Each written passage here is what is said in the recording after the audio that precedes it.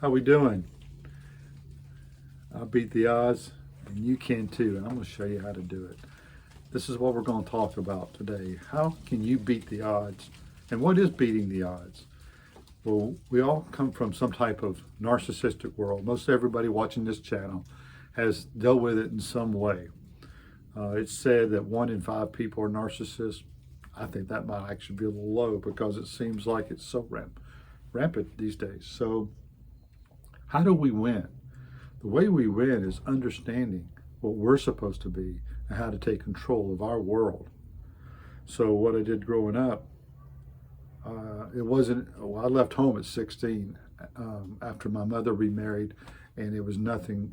The new husband, I thought was going to be nice that somebody would come in and actually start taking up for me. Nope, that's not what happened at all. He actually supported her abuse towards her children and has for over 40 years now. And it's hard for me to understand that type of behavior. So what I want to do is talk to you today about is what does it take to really take control of your own life and be able to beat the odds. The odds were based on my background of my mother telling me I was worthless. My father was an alcoholic, womanizer, was never there for me, was trying to teach me. Matter of fact, the only time I got in trouble with the law, my father was behind it.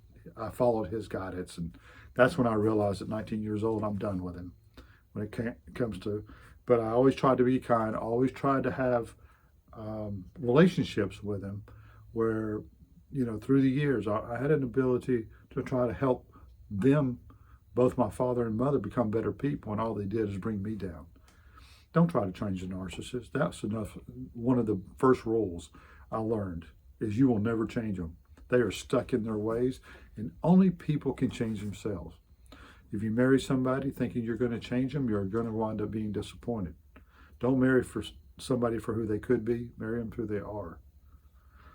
For that matter, your friends, that sort of thing. So these are little hints that I'm giving you to be able to overcome the statistics. Statistics say, based on my background, that I was more likely to become a drug addict, in jail, homeless, and I almost became homeless. And my parents, my father, really played a big role in that one.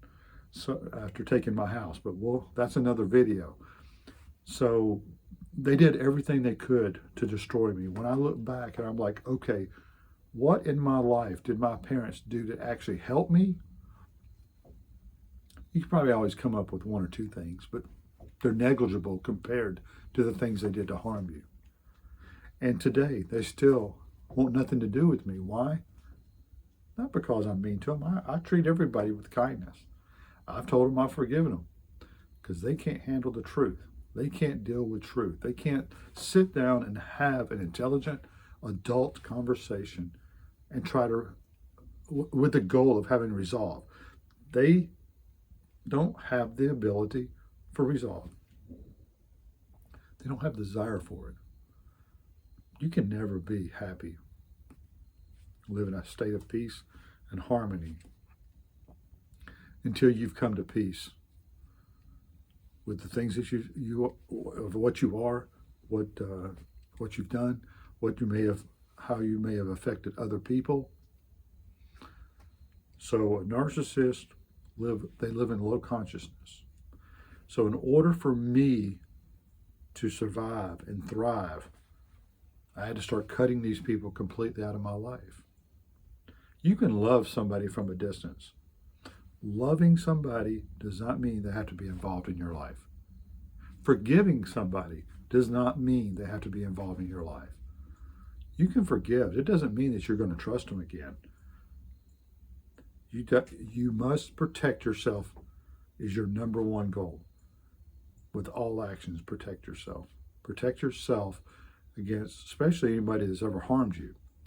Now, there are some people that have harmed you that may have said, I apologize, let's make it right, and rebuilt the trust. I think it's extremely rare, but I have heard of it happening. My parents don't want to, my mother flat out tell you, she has never done anything wrong to be forgiven of. We've got a rooster. So she's also the kind to tell you she's going to heaven. God has a problem with that, and she'll let him know. So that's kind of her personality. And my father, he's more of the covert type. He's slick. He's sly. Yep. So getting them out of my life, number one.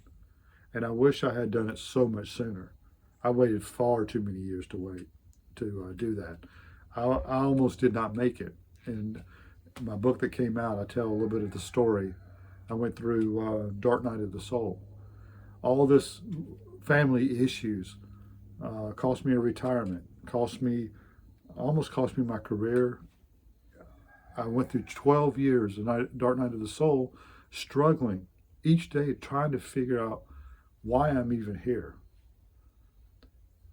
First time I ever really picked up a bottle to drink anything was at 35 years old, when my mother sent me a 3-page letter saying how worthless I am. These are the things that whatever a parent's supposed to be, my parents were everything opposite. So not only did I not, it's one thing if you don't have parents, but it's another thing if they're sitting there attacking you every day of your life. I'd be curious, and leave in the comments, did you have parents that just were not there? Or were they actually ones that attacked you? Or did you have one narcissistic parent, one codependent? Or did you have a parent that maybe protected you in the against the other one? I'm hearing so many stories and comments. I just started this channel a few months back, and it's just now starting to rock and roll. And I'm here to help you guys understand and invalidate what you've been through, because you've been invalidated so much in your life. Believe in yourself. That's the number one.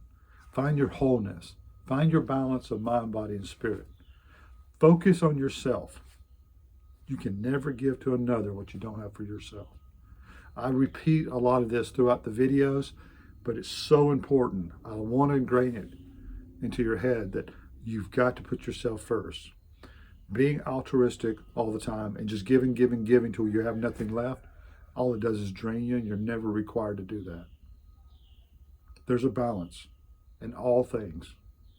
And when you find that balance, that's when you'll start to attract the right people. You'll attract the right person for you to spend your life with. You'll be able to understand. You won't be confused. Confusion is the beginning of all darkness in your life. If you're confused, you can be controlled. People can manipulate you to do what they want you to do. Authentic people never want to control other people. They only want to control themselves. Narcissists want to control other people. So what I want more than anything to understand in this video, I now, while I've lost a lot, I now look at myself as overcoming things that few people do. I've put myself through college after my parents said I was too stupid to go.